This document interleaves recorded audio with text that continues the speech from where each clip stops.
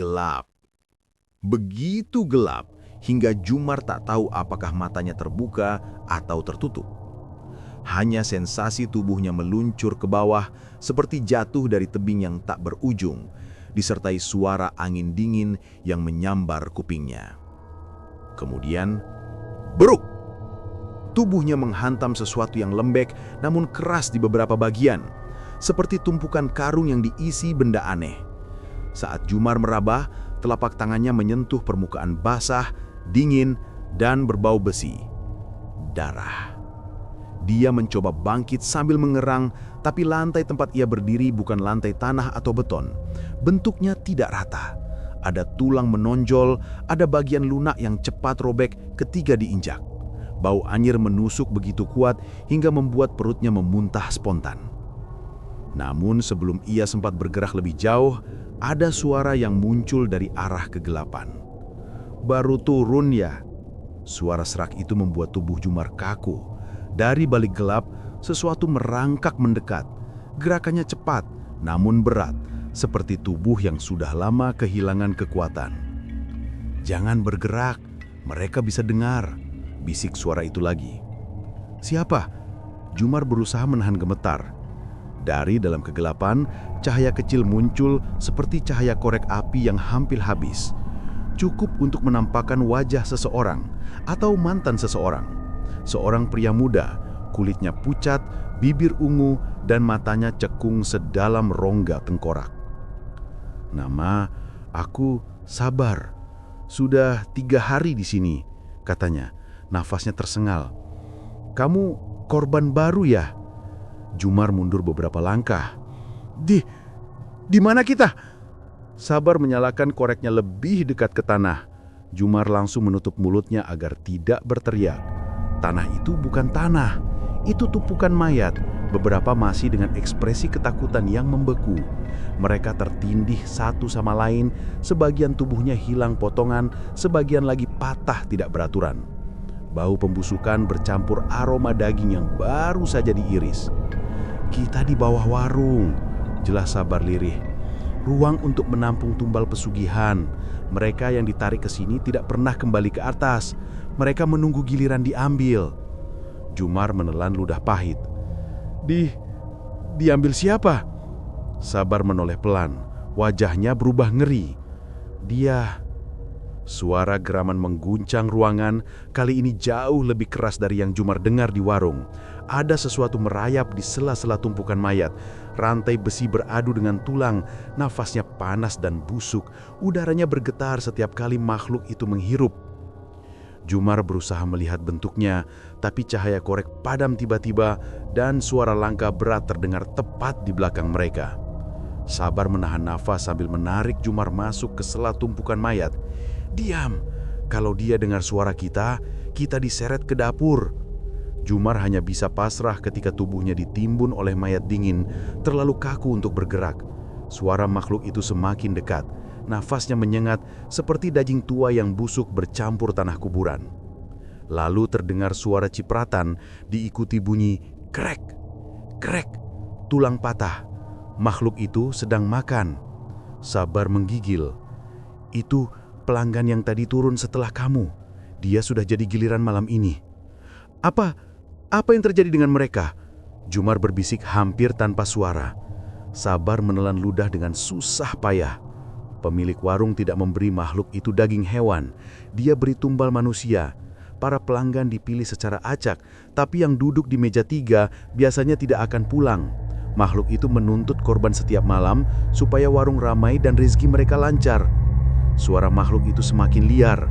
Sabar menutup telinganya, tapi suara daging disobek terdengar sangat jelas.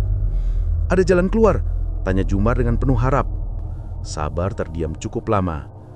"Ada satu jalan, tapi tidak ada yang berhasil. Mereka yang mencoba memanjat tembok akan ditarik kembali. Makhluk itu bisa merasakan nafas kita." Ruangan kembali hening, hanya tersisa suara langkah raksasa yang menjauh. Hening yang terlalu aneh, terlalu cepat bagi makhluk itu selesai. Sabar mengangkat wajahnya. Dia berhenti makan. Jumar menahan nafas. "Kenapa?" "Karena Mencium bau orang yang masih hidup, ujar Sabar dengan wajah pucat. Nafas makhluk itu terdengar lagi di belakang mereka. Sangat dekat. Jumar dapat merasakan hembusan panas dari hidung makhluk itu di bahunya, seperti ia sedang mengendus mereka. Huf, huf, huf. Tiba-tiba, makhluk itu mengaum keras, mengguncangkan seluruh ruangan. Tumpukan mayat bergetar, tulang berguling dari atas menimpa tubuh mereka. Sabar mencengkram lengan Jumar. Dia tahu ada yang hidup, kita harus lari sebelum. Belum sempat Sabar menyelesaikan kalimatnya, makhluk itu menendang tumpukan jenazah dan cahaya samar dari celah lantai atas menampakkan wujudnya sekelabat. Wajah anjing, tubuh manusia, mata merah pekat, dan mulut penuh daging pelanggan yang masih meneteskan darah. Makhluk itu menatap langsung ke arah mereka. Sabar menjerit, "Lari!" Keduanya bangkit serentak, berlari menembus tumpukan mayat, sementara makhluk itu meraung dan menerjang. Rantai besinya menyeret lantai, bunyinya memekakkan telinga. Jumar menabrak dinding batu lembab sambil meraba-raba mencari celah, mencari pintu, apapun. Di belakangnya, Sabar terjatuh. "Jumar, tolong!" Sabar meraih udara. Tapi makhluk itu lebih cepat. Ia melompat, mencengkeram tubuh Sabar dengan jahang besarnya. Sabar menatap Jumar dengan mata membelakak, tubuhnya terpental kegelapan, diikuti suara tulang yang remuk. Hening. Lalu hanya terdengar suara mengunyah. Jumar tak punya pilihan, ia harus terus berlari meski tak tahu kemana. Setiap langkah adalah perjudian hidup. Satu hal yang ia tahu, jika ia berhenti, ia akan menjadi menu berikutnya. Warung rica-rica itu sebenarnya tak terlalu besar. Hanya bangunan sederhana di pinggir jalan kampung dekat kota Solo, beratap seng tua, dinding kayu yang mulai mengelupas, dan papan nama usang bertuliskan Rica-rica Guguk Pak Dirga. Meski tampilannya tak menarik, antrian pelanggan justru selalu mengular setiap malam. Orang-orang bilang rasanya enak, pedasnya nagih, dan dagingnya empuk. Terlalu empuk, kata sebagian orang yang pernah mencicipi. Adalah Jumar, seorang sopir angkot, yang malam itu berhenti di depan warung. Perutnya keroncongan setelah seharian bekerja. Cahaya lampu warung terlihat redup, bagai hanya menerangi sebatas meja pelanggan. Angin malam membawa aroma bumbu pedas yang menusuk hidung. Tapi ada sesuatu yang lain juga tercium. Bau anyir, samar, seperti darah yang mengering. Jumar mengernyit. Baru kali ini harum masakan dicampur bau begitu, gumamnya. Jumar berlari tanpa arah, hanya mengikuti insting. Nafasnya terengah-engah, dadanya perih oleh aroma busuk yang memenuhi ruang bawah tanah warung itu. Setiap langkah membuat kakinya terpleset oleh darah yang sudah mengering di lantai.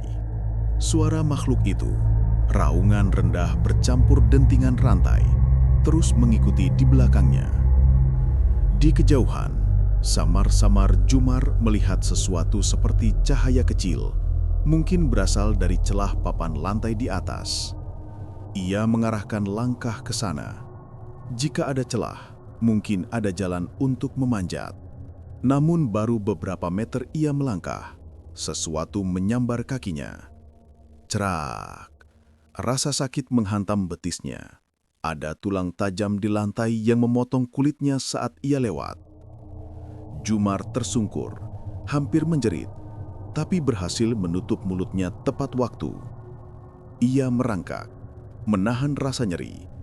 Sementara suara makhluk itu semakin dekat. Tiba-tiba, dari arah kegelapan sebelah kanan terdengar bisikan. "Kesini, cepat."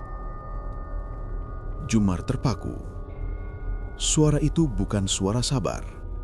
Lebih lembut, bernada ketakutan, namun masih manusiawi.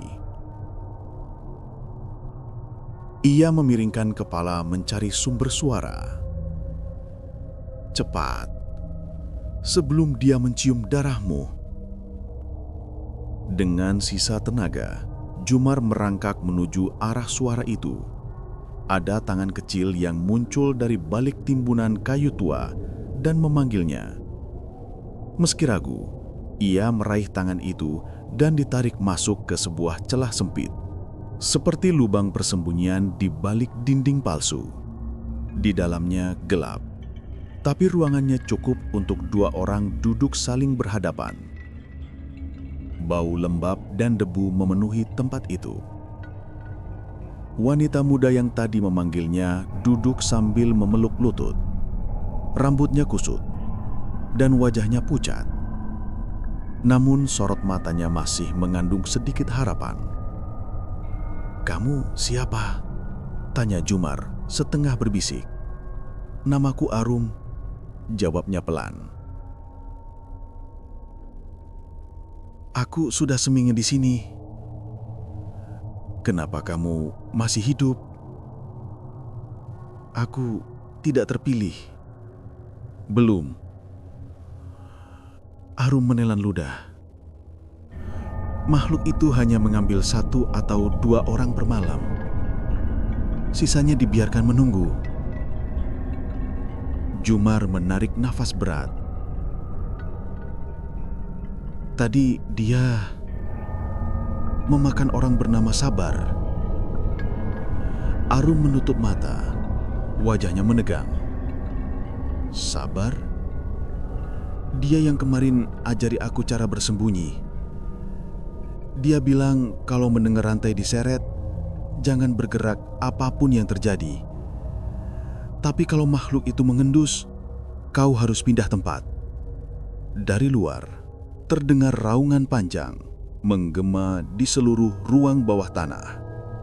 Arum menempelkan jarinya ke bibirnya, memberi isyarat agar Jumar diam total.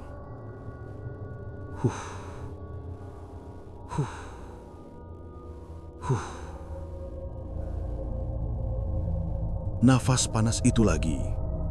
Makhluk itu sedang mengendus. Lalu terdengar krak, seperti kayu diterjang sesuatu berbobot raksasa. Arum menutup mulutnya. Tubuhnya bergetar hebat. Dia tahu ada yang bersembunyi. Bisiknya hampir tanpa suara. Langkah berat mendekat. Rantai beradu dengan lantai batu. Makhluk itu berhenti tepat di depan celah persembunyian mereka. Jumar bisa merasakan hawa panas seperti bara dari sela lubang kecil di dinding. Arum memejamkan mata. Jumar menahan nafas sampai paru-parunya sakit. Beberapa detik berlalu, terlalu panjang untuk jantung manusia biasa. Kemudian makhluk itu mengaum keras dan bergerak menjauh. Suaranya terdengar seperti sedang memecahkan tumpukan kayu di sisi lain ruangan. Arum membuka mata perlahan. Dia tidak merasakan kita. Belum. Jumar memegangi betisnya yang berdarah. "Aku tidak bisa diam di sini terus. Kita harus keluar." Arum tersenyum pahit. "Semua yang ada di sini bilang begitu, tapi tidak ada yang berhasil. Setiap kali mencoba memanjat dinding, mereka ditarik kembali. Dan kalau mencoba mencungkil lantai warung dari bawah, makhluk itu muncul. Masa tidak ada cara lain?" "Ada satu," jawabnya, suaranya berubah serius. Jumar menoleh dengan mata melebar. "Apa?" "Aku pernah dengar pemilik warung turun lewat tangga tersembunyi. Tangga itu tidak dipakai untuk mengantar korban, karena korban dijatuhkan dari lubang atas seperti yang terjadi padamu. Tangga itu untuk mereka kembali ke atas setelah memilih tumbal. Jadi kita harus menemukan tangga itu." Arum mengangguk, tapi itu dekat sarang makhluk itu? Sangat dekat. Belum sempat Jumar menjawab. Dari kejauhan terdengar suara berbeda dari biasanya. Tok, tok, tok. Seperti seseorang berjalan di lantai warung bagian atas. Arum memucat. Itu pemilik warung. Dia turun lagi. Untuk apa? Untuk memeriksa korban baru? Atau memastikan makhluk itu sudah kenyang? Jumar merasakan ketakutan baru merayap ke seluruh tubuhnya. Kalau pemilik warung turun dan melihat mereka tidak ada di tumpukan mayat, mereka akan diburu dari dua arah sekaligus. Langkah itu semakin jelas. Tok, tok, tok. Arum memegang lengan Jumar erat-erat. Kita harus bergerak sekarang. Tapi makhluk itu, justru saat makhluk itu sedang makan, itu satu-satunya kesempatan kita. Jumar mengangguk. Meski ragu, Arum membuka sedikit papan kayu penutup persembunyian itu.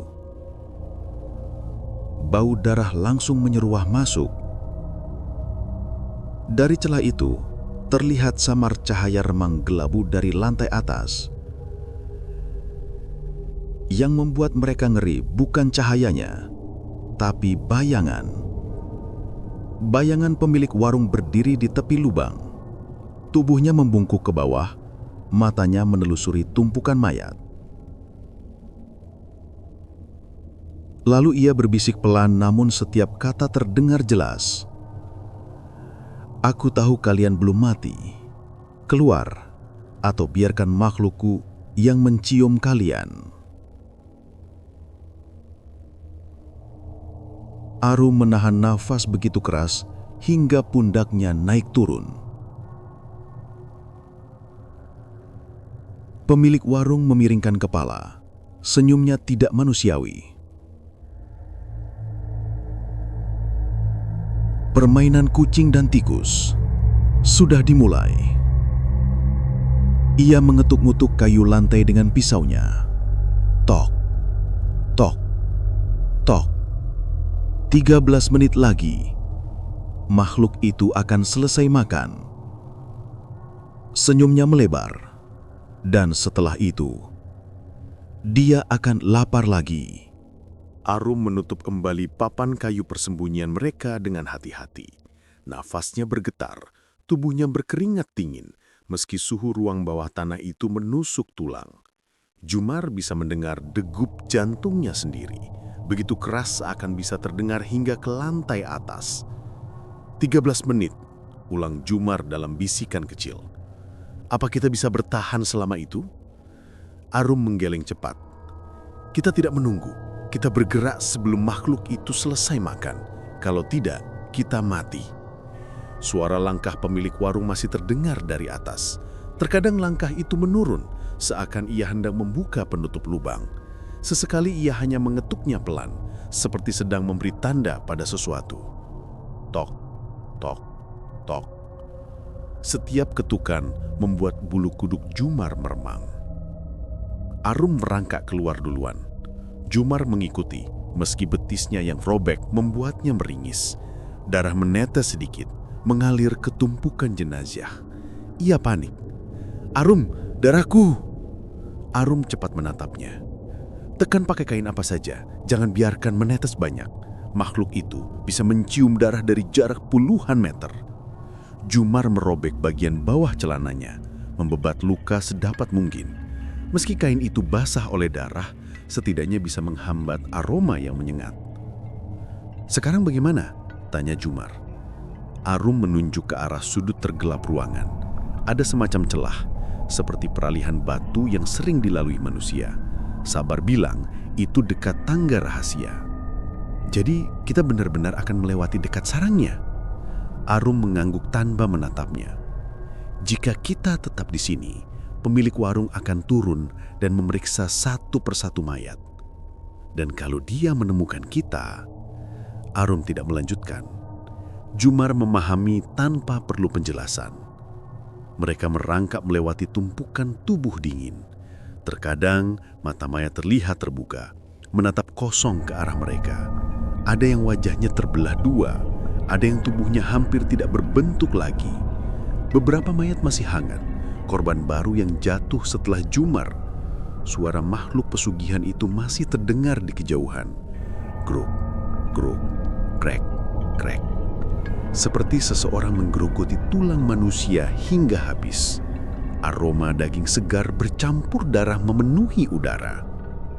Arum menghentikan langkah tiba-tiba. Berhenti. Kenapa? Lihat, bisiknya sambil menunduk. Di hadapan mereka ada garis besar di tanah, bekas seretan besar. Bekas itu membentuk alur sepanjang lantai. Leset-lesetnya menunjukkan sesuatu yang sangat berat pernah diseret bolak-balik. Sinar cahaya dari sarangnya berada di belakang alur ini. Kata Arum lirih, kita harus menyeberanginya. Rantai besi tiba-tiba berderak keras dari belakang mereka. Makhluk itu bergerak. Sekarang, Arum mendorong Jumar perlahan. Mereka menyeberangi alur itu. Tanah yang dilalui terasa lengket, seperti dicampur daging hancur. Jumar hampir terpleset oleh sesuatu yang kenyal. Ia menahan diri untuk tidak melihat apa itu. Setelah melewati beberapa meter, cahaya samar tampak di depan mereka. Cahaya merah, bukan dari lampu, tapi seperti dari bara api. Ruangan itu mulai berubah. Batu-batu dindingnya dipenuhi goresan tajam, seolah makhluk itu menandai setiap sentimeter wilayahnya. Jangan lihat ke dalam, pesan Arum. Tapi Jumar tetap mengintip sedikit. Pada lekukan ruangan, ada lubang menyerupai gua kecil yang dipenuhi tumpukan tulang kaki dan tangan manusia. Beberapa masih terdapat sisa daging. Dan di tengahnya tergeletak tengkorak yang ditempeli kulit wajah yang baru dikoyak. Jumar menahan muntah. Arum menarik lengannya. Ayo, sebelum dia kembali. Mereka terus merayap hingga menemukan dinding yang berbeda dari yang lain. Lebih halus, seperti bekas sering disentuh manusia. Arum meraba-raba dinding itu, mencari sesuatu. Jemarinya menyusuri celah kecil. Klik! Sebuah batu bergeser sedikit. Dari sisi kanan, terdengar bunyi yang hampir tidak terdengar. Krrr. Ini dia, ujar Arum dengan lega yang sangat kecil. Sebuah celah terbuka, cukup untuk tubuh manusia masuk satu persatu. Dari dalam celah itu, udara naik sedikit lebih hangat dan aroma rempah samar tercium. Jumar membulatkan mata. Ini jalan ke dapur. Ya, tangga rahasia untuk pemilik warung keluar masuk. Dia tidak pernah turun lewat lubang, terlalu berbahaya bagi dirinya. Arum masuk duluan. Jumar hendak menyusul. Ketika tiba-tiba, seluruh ruangan bergetar. Makhluk itu mengaum dari jarak yang sangat dekat, mengharapkan daging baru. Mampus, bisik Arum. Dia kembali terlalu cepat. Rantai berderak keras, suara langkah berat berbenturan dengan batu. Semakin lama, semakin cepat. Arum mendorong Jumar masuk. Cepat! Celah hampir menutup, namun di detik itu juga, kepala makhluk itu muncul dari kegelapan. Mata merah menyala, rahang meneteskan darah segar, dan giginya bergeretak seperti ingin meremukkan daging mereka hidup-hidup. Tangan hitam panjang itu menyambar celah dengan kukunya yang seperti pisau. Krak! Celah batu tergores, debu beterbangan. Makhluk itu berusaha merobek jalan masuk. Jumar dan Arum mendorong batu dari dalam, namun makhluk itu terlalu kuat. Rantai di lehernya berbunyi kencang, seakan ia menarik dirinya agar bisa masuk. "Dorong! Dorong!" teriak Arum. Makhluk itu mengaum, suara yang mengguncangkan usus dan jantung. Bayangan wajahnya mendekat, hanya sejengkal dari celah. Arum menendang batu penutup. Jumar mendorong dengan seluruh tenaganya. Makhluk itu mencakar, hampir berhasil memasukkan jarinya yang panjang dan hitam ke dalam celah. Kemudian, slam! Celah akhirnya menutup. Suara makhluk itu mengaum dari luar, menggendor batu, merusak apa saja yang ada di sana. Namun, celah itu cukup tebal untuk menahan sementara. Keduanya jatuh terduduk di tangga sempit, berengah-engah. Namun sebelum mereka bisa bernafas lega, dari atas tangga terdengar suara lain. Tok, tok, tok. Ketukan pisau di dinding. Pemilik warung menunggu mereka di atas. Dan ia berbicara dengan nada puas, nyaris tertawa. Aku bilang apa? Permainan baru saja dimulai.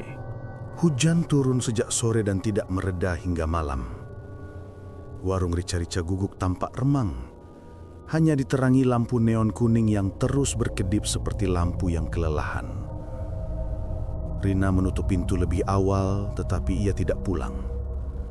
Ia justru duduk sendirian di kursi kayu dekat dapur, menggenggam ponselnya erat-erat sambil menunggu sesuatu atau seseorang. Pikirannya kacau. Sejak kejadian semalam, tidak ada satupun pelanggan yang datang. Namun yang membuatnya semakin tidak tenang adalah bau anyir yang anehnya muncul tiap kali ia membuka pintu dapur. Bukan bau bumbu, bukan bau daging, tapi seperti bau darah segar. Ia yakin itu bukan halusinasi. Dari dalam dapur, suara seperti langkah kaki kecil menggaguk-gaguk, cepat, gelisah, dan bergerombol. Rina tahu itu bukan tikus. Ia sudah bekerja di sana 6 bulan dan tidak pernah sekalipun mendengar suara seperti itu. Lebih mirip langkah hewan yang tidak seharusnya ada. Ia menarik napas panjang, mencoba menguatkan diri. "Bu, Ratmi?" panggilnya lirih. Tidak ada jawaban. Hanya bunyi krek, krek, seperti sesuatu menggores lantai dengan kuku panjang. Rina menggigil. Ia mencoba menghubungi temannya, Dina, tetapi sinyal ponselnya hilang tiap kali ia berada di area dapur. Ia keluar sebentar, sinyal muncul. Kembali ke dapur, sinyal hilang. Seolah ada sesuatu yang menelan komunikasi di ruang itu. Saat ia baru hendak mengetik pesan minta dijemput, pintu warung diketuk dari luar. Tok, tok, tok. Ketukannya lambat, berat, menekan. Rina berdiri terpaku. Tidak mungkin ada pelanggan jam segini, apalagi hujan selebat itu. Dengan was-was ia berjalan ke pintu depan, mengintip dari celah jendela. Tidak ada siapa-siapa, hanya gelap dan hujan yang jatuh deras. Tiba-tiba pintu diketuk lebih keras. Duk, duk, duk. Rina tersentak mundur. Ketukan itu terasa seperti menghantam langsung ke dadanya. Ia meraih kunci warung, memastikan pintu terkunci rapat. Ia menempelkan telinganya pelan-pelan ke pintu. Sunyi. Namun saat ia berbalik, suara lain muncul dari belakang. Suara kursi bergerak sendiri dari dalam ruang makan. Padahal ia baru saja merapikan semua kursi dan meja, menempatkannya rapi seperti biasa. Namun kini salah satu kursi di sudut warung berpindah posisi, menghadap lurus ke arahnya. Seolah ada yang baru saja duduk di sana. Atau masih duduk tapi tidak terlihat. Rina menahan napas. Siapa di sana? Tidak ada jawaban. Namun kursi itu bergerak lagi, bergeser perlahan, mencicit seperti sengaja memberi isyarat agar ia mendekat. Semakin ia mundur, kursi itu semakin maju. Cicit, cicit. Rina lari ke dapur. Di sana lebih parah. Lampu dapur berkedip dan di tengah ruangan ada mangkuk saji besar yang tadi tidak ada. Di dalamnya, bumbu rica-rica merah pekat mengalir seperti sedang diaduk oleh sesuatu yang tidak terlihat. Bubuhan cabai, daun jeruk, dan kuah minyak pedas bergoyang memutar, seolah mangkuk itu sedang dipersiapkan untuk seseorang atau untuk sesuatu. Dari bawah meja potong daging muncul suara lirih, seperti suara anjing tapi bukan gonggongan. Lebih mirip rintihan dan tawa kecil yang patah-patah. Rina berjongkok perlahan, menahan napas, mengintip ke bawah meja. Tidak ada anjing. Tidak ada hewan apapun. Yang ada hanyalah sosok laki-laki sangat pucat, tubuhnya kurus, dan wajahnya penuh cakaran merangkak pelan sambil menatap Rina dengan mata merah membengkak. Napasnya melengking seperti suara guguk yang dipaksa menjadi manusia. Sejangan, gumamnya, suaranya pecah. Rina mundur terseret tanpa sadar. Laki-laki itu menggapai memohon, tapi tubuhnya seperti tertarik oleh sesuatu. Ia terseret mundur ke dalam kegelapan dengan cara yang tidak manusiawi. Seperti ada tangan tak terlihat mencengkram kedua kakinya dan menariknya dengan kekuatan mengerikan. "Lari!" teriak laki-laki itu sebelum lenyap ke dalam kegelapan. Dan setelah itu, hanya terdengar suara kriuk, kriuk. Seperti tulang yang dipatah-patahkan, lalu dikunyah. Rina memejamkan mata menutup telinganya. Tubuhnya gemetar hebat. Tetapi suara itu tidak hilang. Justru semakin dekat. Semakin jelas. Lalu, serak. Pintu belakang dapur terbuka perlahan. Dalam gelap, siluet tubuh Bu Ratmi muncul. Namun langkahnya tidak normal. Kakinya seret, tubuhnya condong, dan di wajahnya bukan lagi senyum ramah pemilik warung, melainkan tawa kecil yang patah-patah seperti suara anjing yang terluka. "Rina," panggilnya. "Nduk, tolong ibu siapkan 1 porsi lagi." Nada suaranya bergetar aneh. Seperti ada 2 suara menyatu. Rina terpaku. "Untuk siapa, Bu?" Bu Ratmi senyum lebar hingga giginya tampak seperti menajam. "Untuk kamu, Nduk. Pesugihan ini harus diberi makan. Dan malam ini, kamu gilirannya." Lampu dapur padam total. Dan dari kegelapan, terdengar puluhan langkah kecil menggaguk. Semakin lama, semakin dekat. Hujan akhirnya berhenti menjelang dini hari, tetapi bau anyir masih menggantung tebal di seluruh ruangan. Rina terseret jatuh ketika lampu padam. Namun, saat sekelilingnya kembali samar diterangi cahaya dari lampu depan yang kembali menyala, entah bagaimana, Bu Ratmi sudah tidak terlihat. Begitu pula langkah-langkah kecil yang tadi mengepungnya. Yang tersisa hanya jejak kuku di lantai dapur. Panjang, dalam, seperti dicakar sesuatu yang sangat lapar. Rina memaksa dirinya bangkit dan berlari keluar warung. Ia tidak peduli hujan sisa gerimis membuat tubuhnya basah. Ia langsung menuju rumah kosnya, berlari tanpa menoleh. Namun saat ia sampai di gerbang kos, Mbak Sri, ibu kosnya, terperangah. "Loh, Rina, kamu dari mana? Tumben pulang subuh begini?" Rina membuka mulut, tapi suaranya parau. "Bu Ratmi, warung, ada yang aneh. Ada suara-suara, ada laki-laki terseret." Mbak Sri langsung menarik Rina masuk dan membuatkannya teh panas. Namun sebelum Rina sempat menjelaskan lebih lanjut, suara derap kaki berhenti tepat di depan pagar kos. Berat, mantap, namun tidak tergesa-gesa. Seperti seseorang atau sesuatu tahu Rina ada di dalam. Mbak Sri mengintip dari jendela kecil di ruang tamu. "Walah, itu Pak Ruming sama Pak Suradi. Dua-duanya perangkat desa daerah sana." Lalu ia menoleh ke Rina. "Kamu ada salah apa?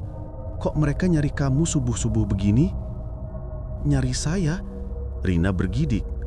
Tidak mungkin dua perangkat desa datang hanya untuk ngobrol. Ketukan keras pun terdengar. Duk, duk, duk. Mbak Sri membuka sedikit pintu. Ada perlu apa, Pak? Pak Ruming menatap tajam ke dalam rumah dan matanya langsung menemukan Rina. Nduk, kamu kerja di warung rica-rica mirip Bu Ratmi toh? Nada suaranya seperti orang yang sudah tahu seluruh jawabannya. Rina mengangguk pelan. Pak Suradi maju selangkah. Kami dapat laporan ada suara-suara dari sana. Juga bau busuk. Warungnya katanya tidak pernah tutup sampai sesiang apapun, tapi 2 hari ini sepi. Warga jadi curiga. Rina membuka mulut hendak cerita, tapi Pak Ruming langsung mengangkat tangannya. Jangan bicara di sini. Kalau ada yang kamu tahu, ikut kami sekarang. Rina menatap mereka dengan takut. Namun ibu kos itu mengangguk kecil, seperti memahami bahwa 2 orang ini bukan orang biasa. Ada aura tertentu yang membuat Rina merasa mereka bukan sekedar perangkat desa. Ia ikut mereka naik ke mobil bak terbuka yang parkir di depan. Yang membuatnya makin gelisah, mobil itu bukan menuju balai desa, justru mengarah kembali ke jalan menuju warung rica-rica. Pak, kenapa kita kembali ke sana? Pak Suradi menjawab tanpa menoleh. Karena pesugihan itu tidak bisa dituntaskan dari jauh. Rina langsung pucat. Kalian tahu? Pak Ruming menarik napas panjang. Warung itu sudah kami awasi 7 tahun. Warga tidak ada yang berani dekat, tapi pengunjung dari luar kota terus datang. Ada yang pernah hilang, ada yang mendadak sakit, ada yang tidak pernah pulang. Rina membeku. Bu Ratmi, dia bukan korban, dia pelaku. Dan pesugihan yang dia pelihara bukan pesugihan biasa. Mobil berhenti di persimpangan 300 meter dari warung. Mereka turun. Udara dingin, tetapi baunya membuat Rina hampir muntah. Bau menyengat seperti darah basi bercampur tanah basah. Pak Suradi membuka karung dari belakang mobil. Di dalamnya ada garam kasar, kemenyan, pisau pendek dan benang hitam yang diikat melingkar seperti gelang. Ini bukan peralatan untuk menyakiti. Ini perlindungan, jelasnya. Rina menelan ludah. Tangan Pak Suradi gemetar sedikit saat memasangkan gelang benang hitam itu di pergelangan Rina. Kalau ada makhluk yang mendekat, gelangmu akan terasa panas. Kalau panasnya sampai membakar, lari. Makhluk? Suara Rina patah. Pak Ruming membawa obor kecil, menyalakannya. Kami akan masuk dari belakang, kamu masuk dari depan. Rina menatap mereka dengan panik. Saya sendirian. Pak Ruming menatap lurus. Pesugihan itu memilihmu semalam. Kalau kamu tidak hadapi malam ini, dia akan terus menagih sampai dapat. Deg. Kaki Rina lemas. Langkah-langkah kecil tak terlihat yang semalam ia dengar kini bergema samar mendekat dari arah warung, tertawa lirih, menggangguk-gangguk. Bau anyir itu semakin kuat meski mereka masih jauh. Benang hitam di pergelangannya mulai terasa hangat. Lalu panas, semakin panas. Pak Suradi mendorongnya perlahan. Pergilah, Nduk, kami di belakangmu. Apapun yang terjadi, jangan menatap makhluk itu langsung. Rina menatap warung. Lampu neon kuningnya menyala lagi, dan pintu depannya terbuka perlahan. Seolah-olah warung itu menunggu. Pintu warung rica-rica guguk terbuka sedikit, seperti ditiup dari dalam. Rina berdiri di depan, tubuhnya gemetar hebat. Benang hitam di pergelangannya semakin panas, seperti bara kecil yang menempel di kulit. Pak Ruming dan Pak Suradi bergerak memutar dari sisi kiri, tidak terlihat oleh siapapun dari depan. Mereka memberi isyarat tangan agar Rina melangkah. Rina menelan ludah, lalu masuk. Langkah pertama, semuanya sunyi. Langkah kedua, lantai terasa lembab. Langkah ketiga, bau anyir pekat menyeruak seketika. Ruang makan warung tampak sama seperti biasanya. Rapi, bersih, tapi atmosfernya jauh berbeda. Udara seperti menggigil sendiri. Kursi-kursi bergeser sendiri perlahan, seperti ada yang menyentuhnya satu persatu. Di sudut meja, ada mangkok rica-rica yang sama seperti semalam. Uap pedasnya mengepul, tapi warnanya terlalu merah, seperti darah segar yang baru diaduk. Rina mundur selangkah. Tiba-tiba, terdengar suara dari dapur. Guk, guk, guk. Tapi suaranya bukan seperti anjing. Lebih seperti manusia yang memaksa dirinya berbicara seperti binatang. Rina memejamkan mata, menguatkan diri, lalu melangkah masuk ke dapur. Begitu pintu dapur terdorong terbuka, ia melihat lantai penuh garis-garis kuku memanjang. Di tengah ruangan, berdiri Bu Ratmi, membelakanginya. Tapi tubuhnya tidak bergerak seperti manusia. Tubuhnya bergoyang pelan, bukan bernapas, melainkan bergetar, seperti ada sesuatu yang merayap di bawah kulitnya. Bu Ratmi? Suara Rina bergetar. Wanita itu tidak menoleh. Ia hanya mengeluarkan suara lirih, suara yang bukan miliknya. Sudah, waktunya, Nduk. Kamu sudah dipilih. Rina mundur. Saya tidak mau. Ibu bohongi saya. Saya kira cuma bantu jualan. Bu Ratmi tertawa kecil. Suaranya patah-patah dan terlalu rendah untuk ukuran manusia. Kamu pikir warung ibu bisa ramai tanpa tumbal? Kamu pikir rasa rica-rica ibu bisa seenak itu tanpa darah hangat manusia? Tawa itu berubah menjadi decakan kecil seperti anjing lapar mencium mangsanya.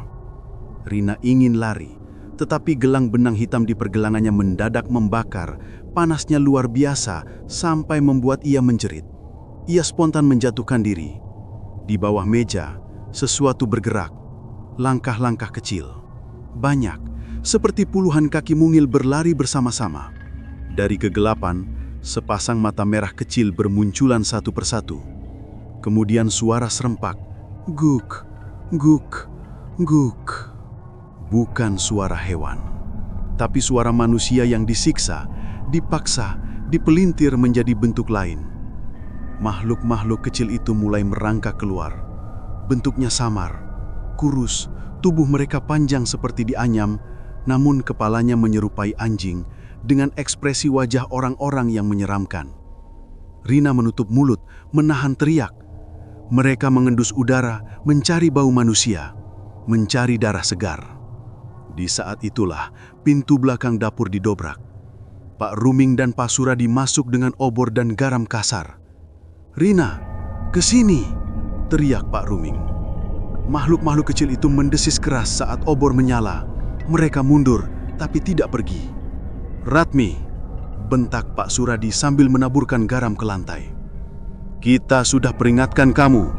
Pesugihan makan daging manusia itu dilarang. Kamu bukan hanya melanggar adat, kamu sudah menumbalkan orang. Bu Ratmi perlahan menoleh. Wajahnya bukan wajah manusia lagi. Matanya melebar seperti anjing. Kulit pipinya sobek hingga ke telinga. Giginya panjang seperti gigi hewan liar. Suaranya keluar dua lapis. Suara Bu Ratmi dan suara sesuatu yang jauh lebih tua dan lebih haus. Kalian terlambat. Kalian selalu terlambat. Dan malam ini, ia menunjuk Rina dengan kuku hitam panjang, adalah makanannya. Pak Suradi langsung menarik Rina ke belakangnya. Tapi makhluk-makhluk kecil itu mulai merangkak ke arah mereka, menjerit seperti ratusan suara tersiksa. Pak Ruming mengangkat pisau pendek, membaca doa pelindung, lalu menusuk udara ke arah Bu Ratmi. Tapi, itu kesalahan fatal. Kulit Bu Ratmi pecah terbuka seperti kain robek dan sesuatu keluar dari dalam tubuhnya. Sesuatu yang berwarna hitam pekat, tinggi, ramping, dengan kepala panjang seperti tengkorak hewan. Tangannya jangkung, kukunya meneteskan cairan merah. Makhluk pesugihan itu berdiri penuh, seluruh tubuhnya keluar dari kulit Bu Ratmi yang kini rebah seperti baju kosong. Rina menjerit. Makhluk itu mendongak dan mengeluarkan suara. Guk, huk, huk. Suaranya menghentak ruangan seperti gong rusak. Makhluk kecil-kecil langsung berlutut, seperti menyembah induk mereka. Pak Ruming bersiap menyerang, tetapi makhluk itu menggerakkan satu tangannya, dan kursi, panci, dan meja terlempar bersamaan menghantam dinding. Bam! Pak Ruming terlempar. Pak Suradi terpelanting. Obor jatuh dan padam. Rina terduduk tanpa pertahanan. Makhluk itu merangkak mendekat. Langkahnya sulit diprediksi. Setiap cakarnya menyentuh lantai, terdengar seperti tulang retak. Makhluk itu menunduk menatap Rina. Matanya merah seperti bara neraka. "Nduk." Suara terakhir Bu Ratmi keluar dari mulut makhluk itu. "Sekarang, giliranmu." Makhluk itu membuka mulut lebar-lebar. Rina mengangkat tangannya, bergetar hebat. Dan gelang benang hitamnya membakar menyala. Cahayanya menyilaukan, memancarkan panas berlipat-lipat. Makhluk itu terhuyung dan melaung keras. Rina menjerit, benang itu terputus. Cahaya padam, dan makhluk itu kembali menatapnya. Jauh lebih lapar dari sebelumnya. Ritual perlindungan itu gagal. Dan yang tersisa hanyalah satu hal. Lari atau mati dimakan. Gelang perlindungan Rina telah putus. Benang hitam yang tadinya menjadi satu-satunya batas antara hidup dan mati, kini tergeletak hangus di lantai. Makhluk pesugihan itu kembali tegak. Tingginya hampir menyentuh langit-langit dapur. Tubuhnya kurus, tulangnya menonjol keluar, dan kepalanya panjang seperti tengkorak anjing yang dipaksa berdiri sebagai manusia. Suara napasnya terdengar seperti seseorang yang menghirup udara sambil tersedak darah. Makhluk-makhluk kecil yang menyerupai anjing manusia merangkak mengitari Rina seperti sekawanan pemangsa, mengganggu lirih seolah meminta izin induk mereka untuk melahap daging segar yang tersungkur di tengah ruangan. "Rina, lari!" Suara Pak Suradi membangunkannya. Ia belum mati, walau darah mengalir dari pelipisnya. Pak Ruming bangkit perlahan sambil menekan luka di bahunya, menahan rasa sakit. Rina bangun terseret, mengambil panci yang tergeletak di samping kakinya, lalu melemparkannya ke arah makhluk itu. Tentu saja tak mempan. Panci itu hanya memantul seperti mengenai batu. Makhluk itu melangkah maju. 2 langkah. 3 langkah. Setiap langkah membuat lantai bergetar seperti kuda besi lewat. Rina mundur hingga punggungnya menyentuh pintu kulkas besar. Tiba-tiba, makhluk itu berhenti. Ia mengendus.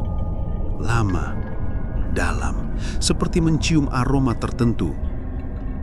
Lalu, perlahan kepalanya menoleh ke kanan, ke arah sebuah pintu kayu kecil yang tertutup di sudut dapur. Pintu yang selama ini Rina pikir hanya tempat penyimpanan barang. Pintu yang tidak pernah dibuka oleh Bu Ratmi.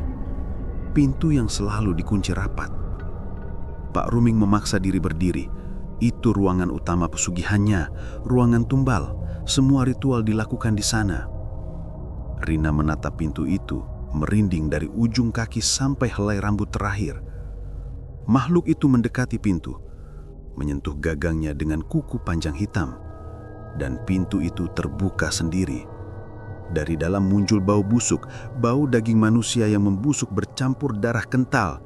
Rina hampir muntah, namun lebih buruk dari bau itu adalah suara yang keluar dari dalam ruangan. "Tolong, tolong, aku masih di sini. Aku dingin, tolong. Jangan kasih ke ibu itu, jangan, jangan." Suara banyak orang, tapi bukan suara manusia hidup. Suara seperti rekaman arwah yang terjebak memohon tanpa henti. Pak Suradi memegang lengan Rina. "Jangan dengarkan suara itu cara pesugihan memancing jiwa manusia." Makhluk utama itu melangkah masuk ke ruangan. Makhluk-makhluk kecil mengikutinya, masuk seperti pasukan yang patuh pada komandonya. Dan tiba-tiba, ruangan itu semakin terang dari dalam, memancarkan cahaya merah seperti bara api. Pak Ruming memaksa diri menyalakan kembali obor kecilnya yang tadi padam. Ia menatap Rina sangat serius. "Dok, kita harus bakar ruangan itu. Itu satu-satunya jalan." "Tapi makhluk itu di dalam," Rina gemetar. "Justru itu," bentak Pak Suradi. "Kalau pesugihan itu terkunci dalam ruang tumbalnya saat terbakar, dia bisa dilenyapkan." Rina menatap pintu ruangan itu. Cahaya merah dari dalam berdenyut seperti jantung makhluk raksasa. Suara lengkingan makhluk-makhluk kecil terdengar semakin liar. Tiba-tiba, pintu itu mulai menutup sendiri. "Pak, kita ketutup!" teriak Rina. Pak Ruming berlari, menahan pintu dengan tubuhnya. "Masukkan obor, segera!" Rina yang panik mengambil kain lap, mencelupkannya ke minyak goreng yang tercecer, lalu menyulutnya dari obor Pak Ruming. Ia membuat api tambahan. Kemudian ia melemparkan kain menyala itu ke dalam ruangan. Kain itu jatuh di tumpukan jerami dan kain ritual. Api langsung membesar. Terdengar suara laungan mengerikan dari dalam ruangan. Suara makhluk pesugihan itu berteriak kesakitan. Suaranya menggoncang patung, piring dan mangkuk hingga jatuh berantakan. Rina merinding. Api merambat cepat, membakar simbol-simbol pesugihan yang tergantung di dinding. Tapi saat mereka hendak menutup pintu rapat-rapat, pintu itu mendadak menendang balik dengan kekuatan luar biasa. Duar! Pak Ruming terlembang. Obornya jatuh. Rina dan Pak Suradi menjerit dan menahan diri agar tidak ikut terpental. Dari dalam ruangan, melalui asap dan api yang berkobar, makhluk pesugihan itu keluar. Tubuhnya terbakar. Kulitnya meleleh, tulangnya tampak menyembul dari daging yang mengelupas. Namun ia tidak mati. Ia berjalan. Lambat, tapi pasti. Makhluk-makhluk kecil yang terbakar ikut merangkak keluar sambil menggeliat. Suaranya memekik seperti 100 anak kucing dibantai bersamaan. "Tuhan!" Rina menutup mulutnya. Pak Suradi mengambil garam dan menaburkannya ke arah makhluk itu. Tapi api justru semakin membesar. Makhluk itu mengeluarkan suara panjang, serak, dan dalam. "Kalian membakar makananku." Tiba-tiba, makhluk itu bergerak cepat, tidak lagi lambat. Ia melompat, mendarat tepat di depan Rina. Rina terpental ke sudut dapur dan kepalanya membentur lemari. Pandangannya berkunang-kunang. Makhluk itu mengangkat lengannya, siap merobek tubuh Rina menjadi dua. Saat itu juga, Pak Ruming menebas tangan makhluk itu dengan pisau ritual. Tebasannya tepat. Tangan makhluk itu putus dan jatuh ke lantai. Namun sesuatu yang mengerikan terjadi. Tangan itu merayap sendiri seperti laba-laba hidup, lengkap dengan kuku panjangnya yang tajam. Rina menjerit. Makhluk itu meraung, suara yang bisa merobek jiwa manusia. Pak Ruming berdarah hebat, gagal berdiri tegak. Pak Suradi sudah hampir pingsan karena luka. Dan makhluk itu, meskipun kehilangan satu lengan, masih berdiri tegak. Matanya menatap Rina dengan lapar yang mengerikan. "Tidak ada yang bisa menghentikanku." Suara makhluk itu bergetar seperti drum perang. "Tidak ada." Makhluk itu melangkah, mendekati Rina. Dan dari belakangnya, pintu depan warung tiba-tiba terbuka keras. Seseorang berdiri di ambang pintu, tubuhnya tinggi, membawa sesuatu yang sangat besar di tangannya. Rina berkejap, mencoba melihat jelas. Lalu suara berat itu berkata, "Menjauhlah dari anak itu, Ratmi, atau apapun kau sekarang." Dan babak baru pun dimulai. Gerbang hutan itu berdiri seperti mulut raksasa yang siap menelan siapapun yang mendekat. Akar-akar besar melintang di tanah, membentuk lengkungan alami yang selama puluhan tahun dianggap warga sebagai batas tak kasat mata antara dunia manusia dan dunia para penjaga gaib. Malam itu, angin berhenti berhembus. Bahkan suara serangga pun lenyap, seolah seluruh alam sedang menahan napas. Raka berdiri di depan gerbang itu dengan tubuh gemetar, memeluk pusaka kecil peninggalan Mbah Kerti. Sebuah keris pendek yang katanya hanya muncul ketika roh-roh mulai meminta pembayaran janji. Di belakangnya, Sela terhuyung dengan wajah pucat. Darah tipis masih membasahi pelipisnya, bekas serangan siluman sebelumnya saat mereka mencoba menyelamatkan Arung. "Begitu kita melangkah ke dalam, gak ada jalan balik," bisik Sela. Suaranya lirih, namun tegas. Raka mengangguk. "Justru itu, kita harus akhiri semua malam ini." Tiba-tiba, sesuatu bergerak di balik akar-akar berlumut. Sosok bayangan menjulang, tinggi, kurus, dengan kepala memanjang dan mata merah membara seperti bara subuh yang baru dipantik. Suara seraknya bergema dari antara pepohonan. Perjanjian belum lunas. Arum didorong keluar dari kegelapan. Tubuhnya menggantung seolah tanpa tulang. Kulitnya memucat seperti kain putih yang direndam malam. Siluman itu mengendalikan tubuhnya seperti boneka. Melihat itu, Sela ingin menerjang, namun Raka menahannya. "Dia cuma umpan," bisiknya. "Arum masih hidup. Kita harus pukul sumbernya." Siluman itu melangkah maju. Setiap langkahnya membuat tanah menghitam, rumput layu dalam detik.